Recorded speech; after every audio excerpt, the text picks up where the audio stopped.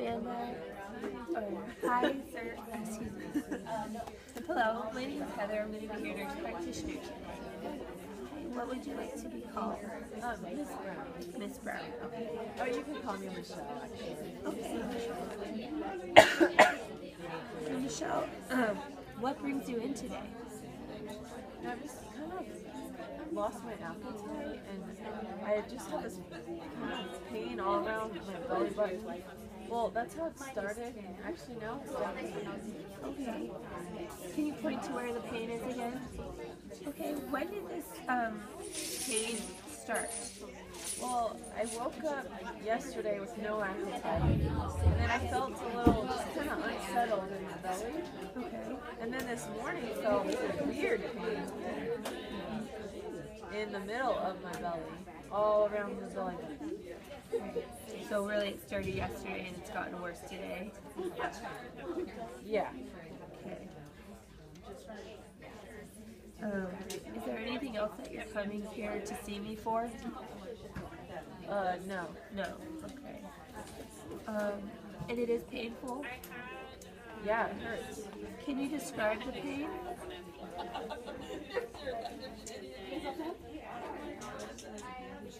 Oh, to answer your question about when it all started or how long it's been going on, I haven't been feeling myself for a couple of days, but the pain just started 24 hours ago.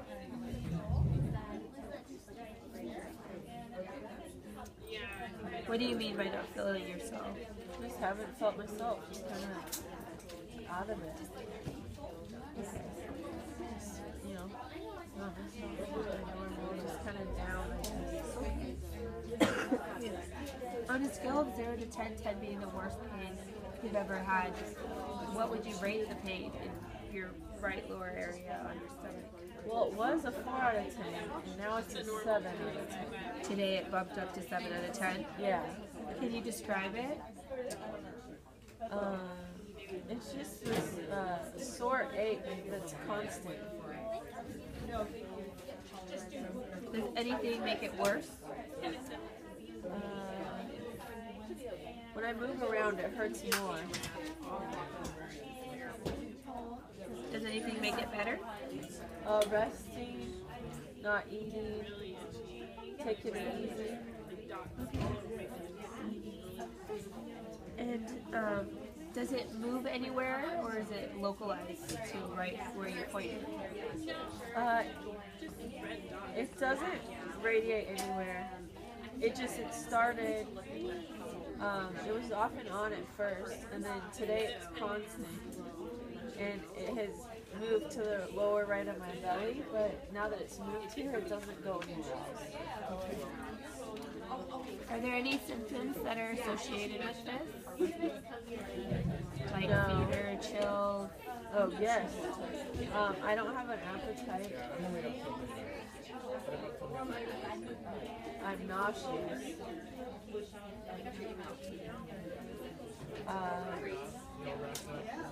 I vomited 2 hours ago. Okay, you did vomit.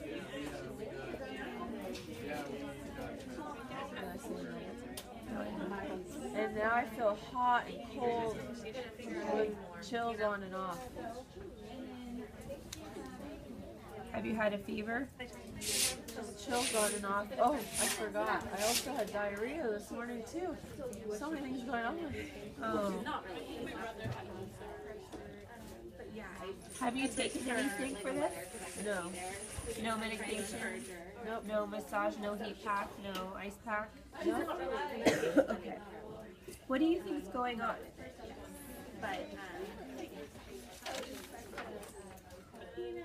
I mean, maybe it's my appendix. My friend had something like this. Okay. Okay.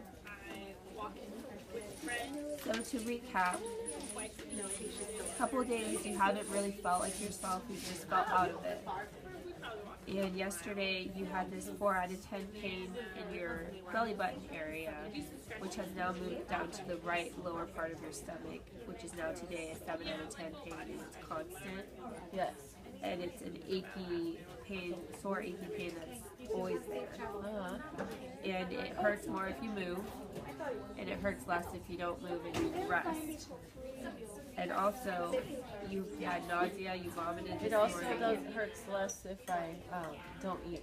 And you don't eat. Okay. And you've been nauseous. You vomited 2 hours ago. Yeah. And you have a decreased appetite, chills on and off, and diarrhea this morning. Yeah, I think you got it all. And you think it may be your appendix. Yeah, I'm kind of worried about that. Have you ever had appendicitis before? No. Okay.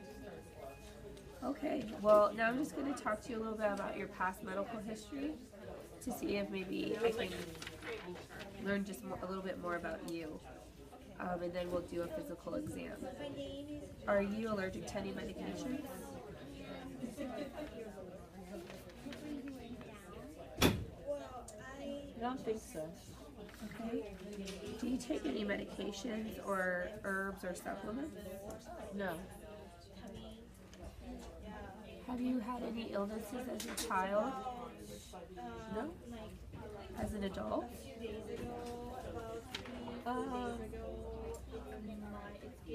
Yeah, my blood pressure's kind of high sometimes. Okay, have you been diagnosed with something called hypertension? No. Okay.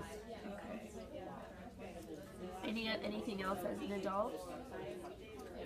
Nope.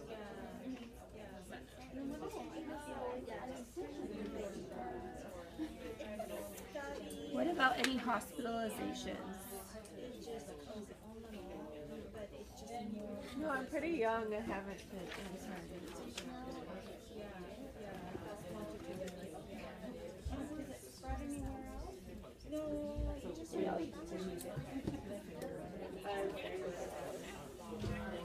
Is your baby staying healthy and all that?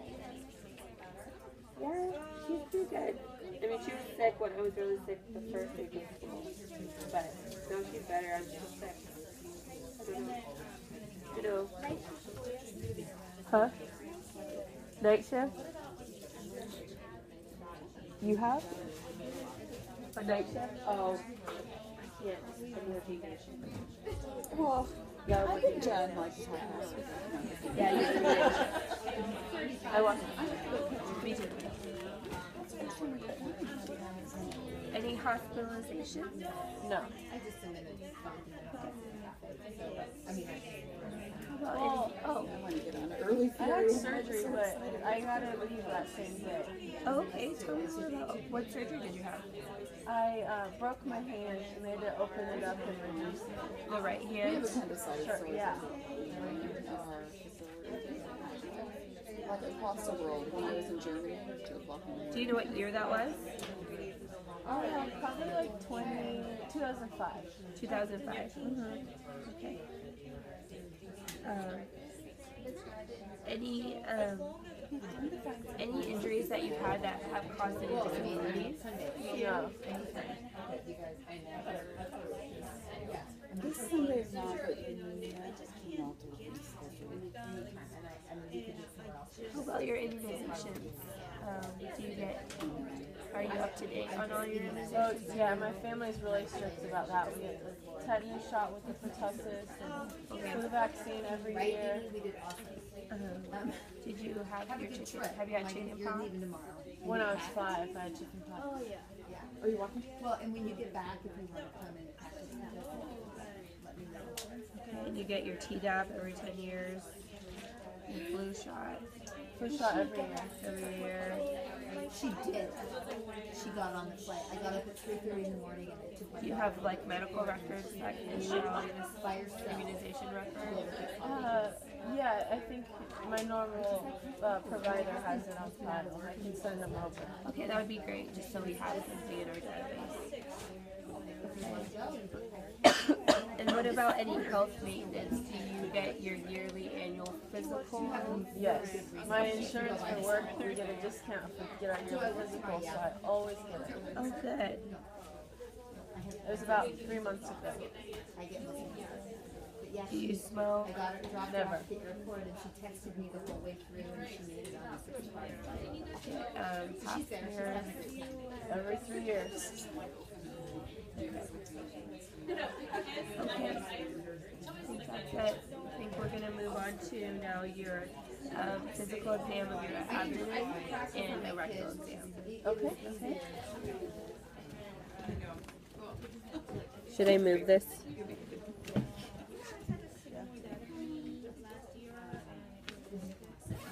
gonna have to move up. Yeah, if you don't bring it, you want to Yeah, I think we can see pretty good. Okay. First, I'm going to start off by inspecting her abdomen, your abdomen, and I'm just going to look for any bruises, lesions, striae, and just the general contour and symmetry of your abdomen. And I'm looking at your umbilicus for any ecchymosis or protrusion or hernia. I don't see any of that. Then I'm looking at the side. I'm going to have you take a deep breath in. And I'm looking for masses when you do that. And I don't see any. Next, I'm going to auscultate, listening in all 4 quadrants for vowel tones.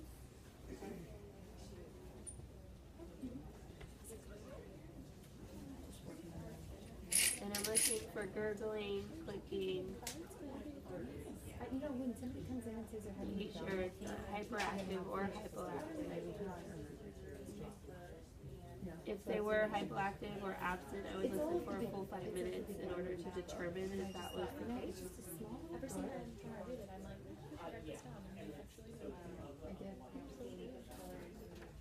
It's just Great. I was planning on using it for whatever scenario. Now I'm going. Oh, do I hear? I'm sorry. Do I hear? Oh, Wait. Before I would have done that, I would have asked if anything hurt on you, just to be aware. yeah, but my right. Your right lower side. That's right. I'm sorry. My bowel tones were just very quiet. Quiet. Okay. Because there's nothing that I'm gonna go back. Next, quiet bowel tones. Next, I'm going to listen to your aorta, renal arteries, and iliac arteries for any bruits with the bell on my stethoscope.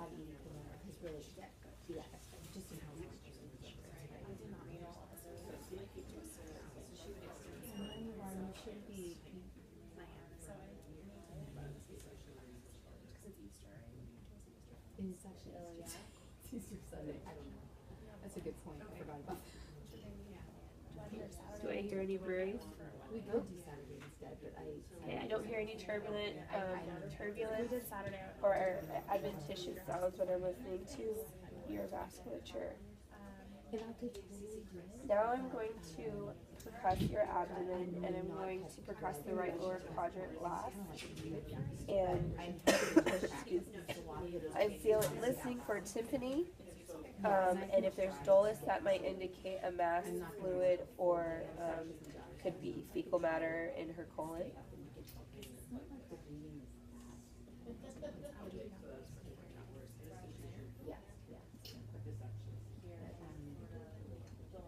And sorry, I'm going to have to do it over the right lower quadrant here. What do I hear? It doesn't say, so I think it's just all Tympani. And then I'm going to percuss from her umbilicus to her suprapubic to assess for any bladder distension or if she had like a neurogenic bladder or was retaining urine.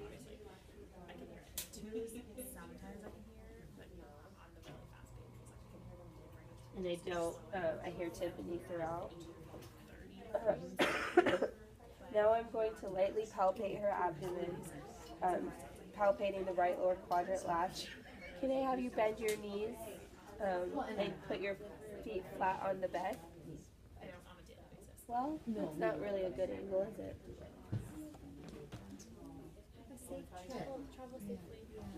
Okay. Oh, shoot. Maybe for the purposes of this, I'll just, what should I do? It's hard to see. Yeah, for the purpose of this, so you can see, I'm going to have her keep her legs down. However, if this was a real exam, I would have the patient bend their knees so that was more comfortable for their abdomen and just softer. So now I'm going to palpate. Like, Oh, when you push here, I can feel it on my right side. Okay, so when I push on their left lower quadrant, you can feel on the right side? Yeah. Positive Rovsing sign. Okay, positive Rovsing sign. You didn't meet my middle daughter. And does it hurt when I palpate over your right? Yes. Okay. Now I'm gonna. And I was guarding when you palpated with light palpations. Okay. Now I'm gonna deeply palpate. Does it? You still feel that? Rovsing sign. Okay. What about any rebound tenderness? Oh yeah, when you let go, it really hurts. Okay. That was much worse than when you pushed in. Sorry. Okay. All right. Now I'm going to palpate your liver, and I'm going to place my left hand underneath her 11th and 12th rib, and then I'm going to have her take a deep breath in and push up. Okay. It's not supposed to be positive. It's just It hurts, huh? I think it's so much. Okay, and then I'm going to do the hook loop. yeah, bimanual hook. The bimanual hook. No, that one's no. No, yeah, I'm doing the hook. Deep breath in. But I don't think there's any changes on that. And I felt a good liver border edge. I didn't feel any like fat nodules or mushiness. Kind of like a nice sharp edge. Then I'm going to palpate her spleen, supporting wellness, no. her with my left hand Health assessment too. underneath her left 11th and 12th ribs. With my right hand, I'm going to push in when I take a deep breath in. Right. Okay, great. And I didn't feel the spleen. Correct. Okay. Which is a normal finding. Now I'm going to palpate for your aortic pulse. And I'm going to assess for any aneurysms, aortic aneurysms. Good, and it's less than 3 centimeters, which is a normal finding. I'm not concerned about that. Then I'm going to have you sit up. And when she sits up, I'm looking for any diastasis recti or any bulging masses that may indicate a hernia. Now I'm going to, at her costovertebral angles, I'm going to percuss for any tenderness in her kidneys that may indicate pyro. That's negative. Okay, so that would conclude my abdominal exam for you. And now I'm going to talk to the patient about doing a rectal exam. So, doing a rectal exam, we're just assessing the perineum and the sacrococcygeal area for any abnormalities such as hemorrhoids, lesions, polyps, abscesses, or anything that may be abnormal. Do you have any abnormalities when using the bathroom, defecating? Okay. So what I would have you do is undress from the waist down. You're going to lay on your left side, and then I would look at your buttocks, look inside your buttocks, and then stick a lubricated finger in your rectum to assess your sphincter tone. Is that okay with you? Yes.